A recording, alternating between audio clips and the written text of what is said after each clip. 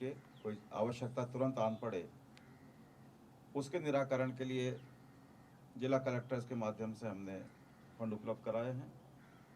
और जैसा भी हमारे एसपी साहब ने बताया, ये 50 लाख रुपया ये फाइनल नहीं है, ये इनिशियल है। जहाँ जितनी ज़रूरत पड़ेगी, मुख्यमंत्री जी के निर्देश हैं, कहीं पैसे की कमी नहीं आने दी जाएगी। कोई 50 लाख कोई जिला खर्च कर लेता है, वो 1 करोड़ रुपये कर देता है, और फिर ज़रूरत है तो हम उसको और भी धनराशि उपलब्ध कराएंगे। और तीसरी, जल जीवन मिशन की जो हमारी प्रगति है, बहुत उल्लेखनीय प्रगति है। 31 मार्च को हमने 27,000 से अधिक कनेक्शन एक दिन में दिए। ये शायद देश में कहीं किसी राज्य में नंबर 2 थे सर, नंबर 2 पे हम हैं। UP number 2। तो कुल मिला के हमारी स्थिति बहुत उल्लेखनीय है, संतुष्टिपूर्ण है। जितने हमारे संसाधन हैं, जो हमारी भौगोलिक परिस्थितियां हैं, उनको देखते हुए और जो जल की उपलब्धता है, तो जल भी बहुत गहरा है। यह भी देखना पड़ता है कि जल तो मिल गया, लेकिन वो जल पीने लायक भी है कि नहीं है। तो इस कारण से उसका TDS लेवल क्या है, बहुत सारे कारणों से हमको हमारी प्रगति में समय ज़्यादा लगता है। लेकिन फिर भी मैं हमारे विभाग के एसए साहब को और पूरे हमारे सारे इंजीनियर साहबान, पूरे विभाग को मैं बधाई देता हूं कि ये उल्लेखनीय प्रगति उन्होंने हासिल की है। कट को लेकर नहीं है सवाल, यह है कि कई बार कोई भी किसी भी विषय को लेकर कोई फाइबर ऑप्टिकल डाल रहा है, कोई बिजली की लाइन डाल रहा है, कुछ कर रहा है, हमारे पीने के पानी की लाइन को लापरवाही के कारण से वो क्षतिग्रस्त कर देते हैं। अभी आपने कल परसों देखा होगा, बहुत सारा पानी बह गया। आज कल तय किया हमने इस बात के बारे में, कराएंगे, और उसके बारे में भी हम कराएंगे। अभी नहीं कराई है, करा दी रामनगरिया थाने में FIR दर्ज करा दी। हमारे एसपी साहब बता रहे हैं, हम इस मामले को हल्के से नहीं लेंगे, क्योंकि पेयजल से बड़ी कोई बात इंसान के लिए है नहीं। जल है तो कल है, जल है तो जीवन है। जैसा मैं बार बार एक बात कहता हूं कि किसी दूसरे ग्रह पे भी जहां जीवन की संभावनाएं टटोली जाती हैं, तो सबसे पहले वहां की मिट्टी का परीक्षण किया जाता है कि उसमें जलीय अंश है क्या। अगर जलीय अंश नहीं है तो वहां जीवन की कोई संभावना नहीं हो सकती, किसी भी प्रकार के जीवन की। और जलीय अंश है तो ही वहां जीवन की संभावना हो सकती है। तो पानी का कितना बड़ा महत्व है। इसलिए ये जो बातें कही जाती हैं सिर्फ नारे नहीं है, ये वास्तविक सच्चाई है कि जल है तो जीवन है, जल है तो कल है। और चूंकि हम जल को पैदा नहीं कर सकते, इसलिए जल का बचत ही जल का उत्पादन है। जितना हम जल बचाएंगे उतना उत्पादन करेंगे। भाई हम किसी को जबरदस्ती तो कनेक्शन जाके देंगे नहीं, कोई हमसे मांगेगा तब कनेक्शन देंगे। लेकिन हम इस बात को सुनिश्चित करना चाहते हैं कि कोई अवैध रूप से कनेक्शन नहीं ले ले, क्योंकि कनेक्शन वैध रूप से जाएगा तो जितना परमिसिबल उस गेज का जाएगा। वो क्या करते हैं, आधा इंच का कनेक्शन लेना चाहिए, वहाँ 1 इंच का कनेक्शन ले लेते हैं। अवैध रूप से उनको तो अवैध कनेक्शन लेना उनको कोई मतलब नहीं। कई जगह तो ऐसा होता है कि पेयजल के अलावा भी लोग लाइन को तोड़ के अपना कनेक्शन ले लेते हैं। तो नियमित होने से एक वैध तरीके से जितने पानी का कनेक्शन लेना चाहिए, जिस साइज का उस साइज का लिया जाएगा। इससे क्या होगा, टेल एंड पे भी पानी पहुंच सकेगा। और उसमें भी बूस्टर लगा लेते हैं। तो ये एक गंभीर समस्या है। हम आपके माध्यम से भी चाहेंगे कि आप हमारे इस अभियान को आप समर्थन दें और जनता तक हमारी बात को सकारात्मक रूप से पहुंचाएं, जिससे लोग बाग अवैध कनेक्शन के मामले में अवैध कनेक्शनों से दूरी बनाएं। और अगर किसी को अवैध कनेक्शन की सूचना मिलती है तो विभाग को बताएं, हम उस अवैध कनेक्शन को हटाने के लिए उस पर कार्रवाई करने में कोई कमी नहीं रखें। मेरे ख्याल से हम लोग, ये एक प्रक्रिया है, प्रशासनिक है, हम कोशिश करते रहते हैं। कईयों को किसी कारण से किया जाता है। आप 40 APO की बात कर रहे हैं, कुछ सस्पेंड भी हैं, एक व्यवस्था है। लेकिन मैं नहीं समझता कि पेयजल पहुंचाने में विभाग किसी प्रकार की कोई कोताही करता है।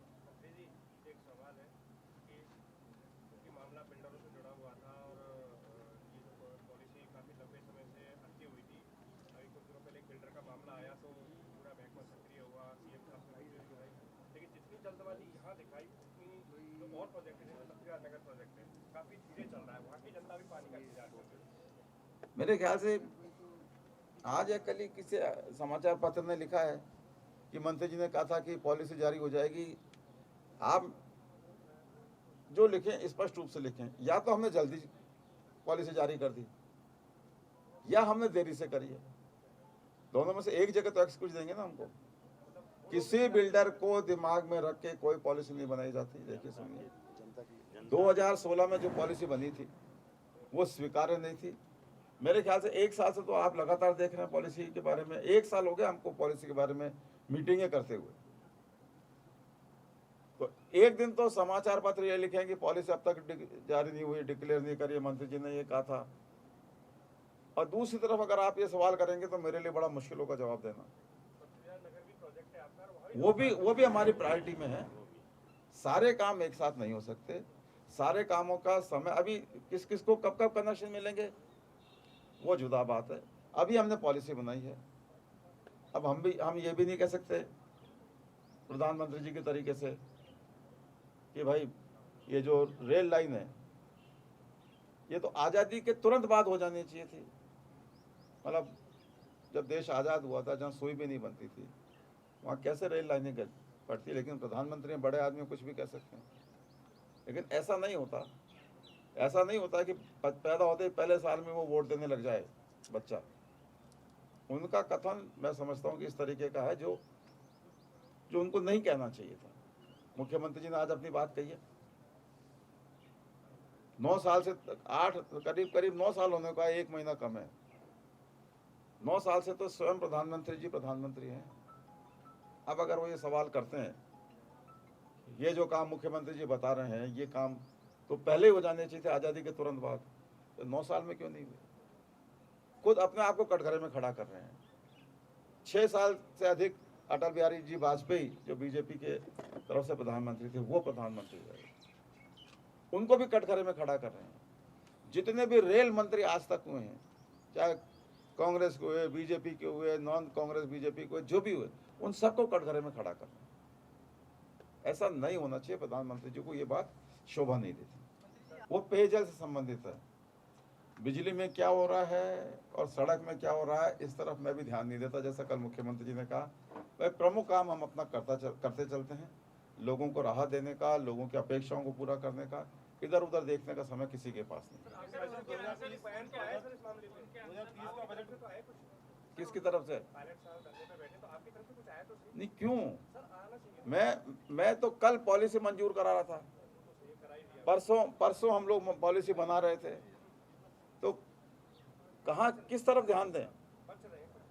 हम जो है अपना काम कर रहे हैं, लोगों को राहत देने का काम कर रहे हैं। राजस्थान सरकार सुप्रीम कोर्ट में जा रही है। 2019 में जब फांसी की सजा हुई थी तब भी हमारी सरकार थी। अदालत ने जो निर्णय दिया, हम अदालत के खिलाफ तो टिप्पणी नहीं कर सकते, लेकिन जनता को यह विश्वास दिलाते हैं कि हम कोई कमी नहीं रखेंगे दोषियों को सजा दिलाने में। कल पॉलिसी मंजूर हुई है, नोटिफिकेशन हो, वही बात आ गई। आपने ऐसी बात कर ली कि आज़ादी के तुरंत बाद रेल लाइन बिक जानी चाहिए थी, पैदा होते ही पहले साल में 18 साल का होकर वोटिंग राइट मिल जाना चाहिए था। तो मैं ये कहना चाहता हूँ, पॉलिसी बनी, पॉलिसी मंजूर हुई है, नोटिफिकेशन होगा। जो प्रक्रिया में समय लगता है उतना समय लगेगा।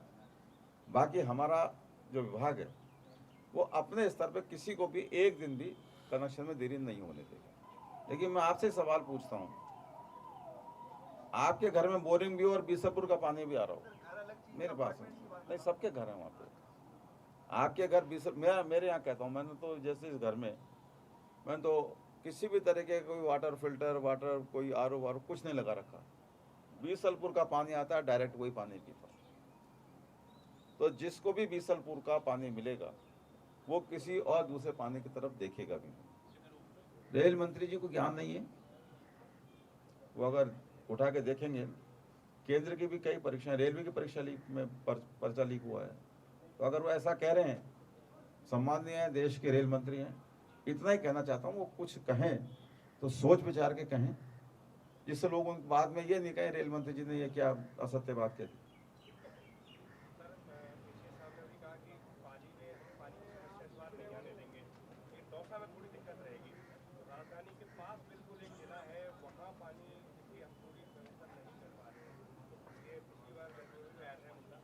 क्या कोई अतिरिक्त इंतजाम नहीं है दौसा के लिए? दौसा के लिए हम प्लान भी बनवा रहे हैं।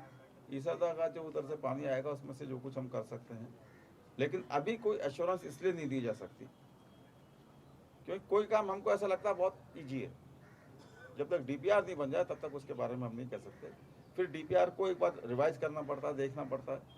दौसा के लिए जो कुछ किया जा सकता है वो हम करने की कोशिश करेंगे।